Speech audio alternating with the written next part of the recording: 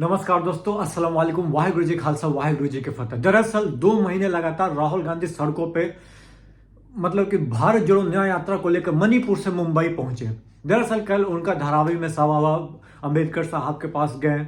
अम्बेडकर साहब के क्या बोलते हैं, मूर्ति पे माल्यार्पण किया और तमाम भाषण दिए। उसके बाद आज जो था, इंडिया गठबंधन की रैली रखी गई, जहां पे देश से तमाम बड़े बड़े नेता वहां पर पहुंचे हुए थे।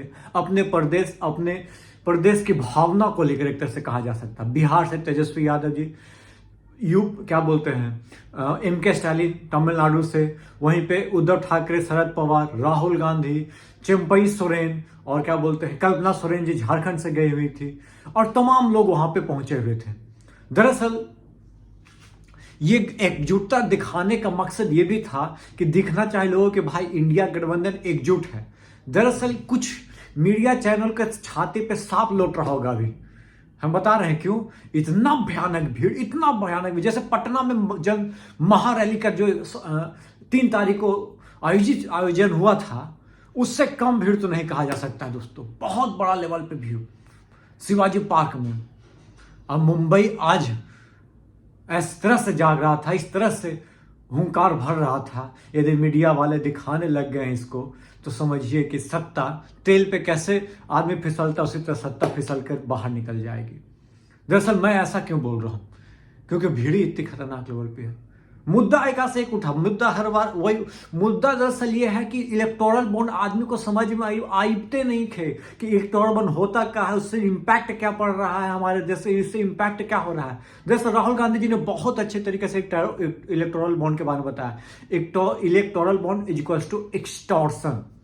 किस तरह से, उन्होंने बताया 4 तरीका है। पहला कि डायरेक्ट पैसा दे दीजिए भैया, मांगे से पहले, तब आपको मिलेगा टेंडर या जो भी कॉन्ट्रैक्ट। दूसरा तरीका कि भाई आपको टेंडर मिल गया, उसमें कुछ कट दे दीजिए, चलिए, तो मतलब कि सत्तारूढ़ पार्टी को। तीसरा क्या बोला, तीसरा बोला कि भाई साहब नहीं दीजिएगा तो लीजिए, ईडी को हम लगा देंगे आपके पीछे, CBI को लगा देंगे पीछे। 3 तरीका।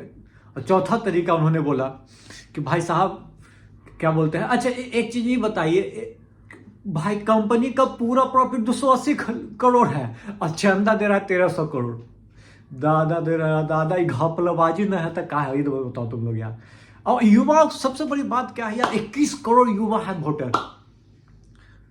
युवा भी सोया हुआ है, उसको समझ में नहीं आ रहा, भविष्य अंधकार में, कोई बात नहीं, हमको क्या है। और एक कहावत है, अपना काम बनता भाड़ में जाए जनता। जहां पहले एक कहावत बहुत ज्यादा प्रचलित था, मैं इसलिए कह रहा हूं कि भाई जब तक आप पे रेलवे वाला पे बीतती है तो एसएससी वाला कोई आवाज नहीं उठाएगा, एसएससी पे बीतेगा तो रेलवे वाला नहीं उठाएगा, बैंक पे बीतेगा तो एसएससी रेलवे को क्या मतलब है।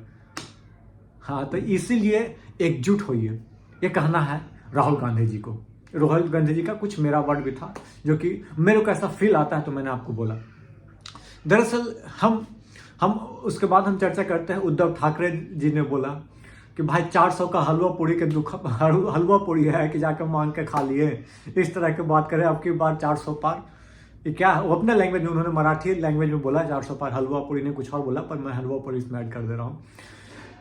तो सही बात है दोस्तों, 400 पार इतना आसान तो नहीं होने जा रहा है। भले ही कुछ लोग सोच रहे होंगे पोजीशन में क्या कुछ तो रखा नहीं है तो क्यों हम दें, लेकिन जो आज इकट्ठा हुए थे शिवाजी पार्क में, यदि उन लोग जाकर प्रचार प्रसार करने लग गए तो भाई तख्ता पलटते टाइम नहीं लगेगा।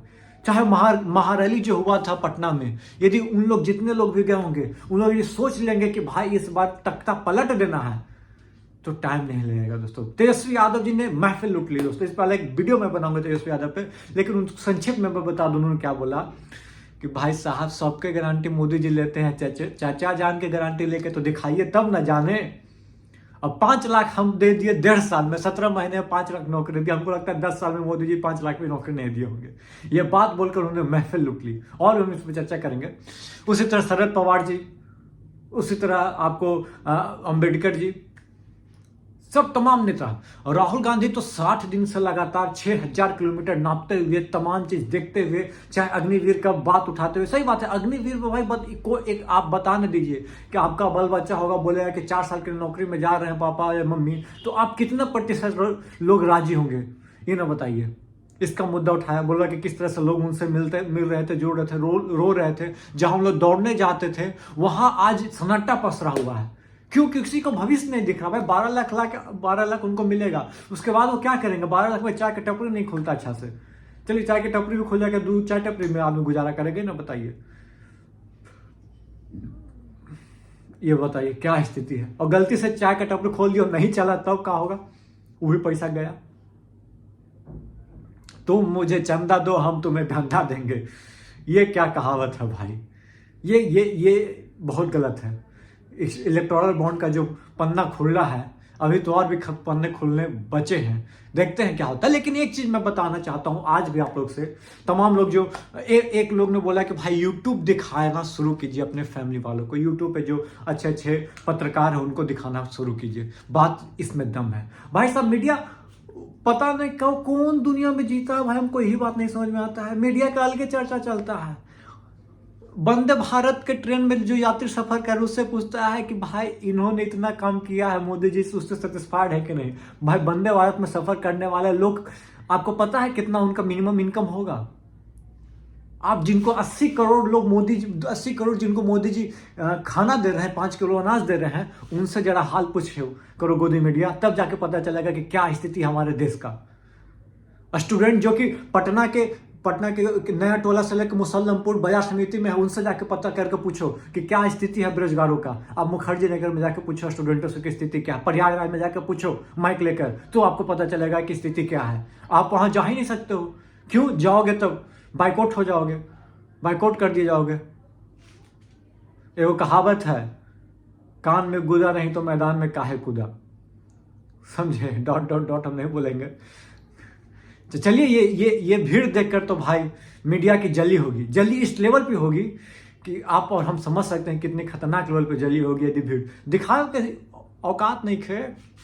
तो हम आपको यही दिखाना चाह रहे थे, बताना चाह रहे थे कि जनता यदि जाग जाती है तो सत्ता को उखड़ने में टाइम नहीं लगेगा। चाहे इंदिरा गांधी की मजबूत सत्ता को उखड़ने में टाइम नहीं लगा था, तो आज की तो बात ही अलग है।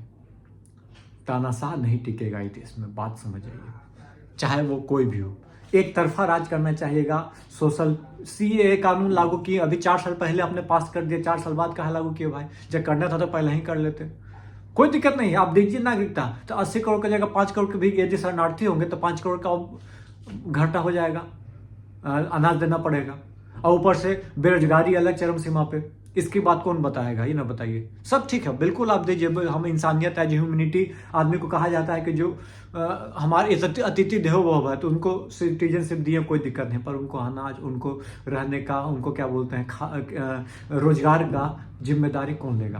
पहले खुद यहाँ देश के खाने के लाले पड़े हैं, उनको कौन खिलाएगा? चलिए, वीडियो पसंद आए, चैनल पे पहली बार है तो चैनल को लाइक शेयर सब्सक्राइब करना न भूलें। धन्यवाद। जय हिंद, जय भारत दोस्तों।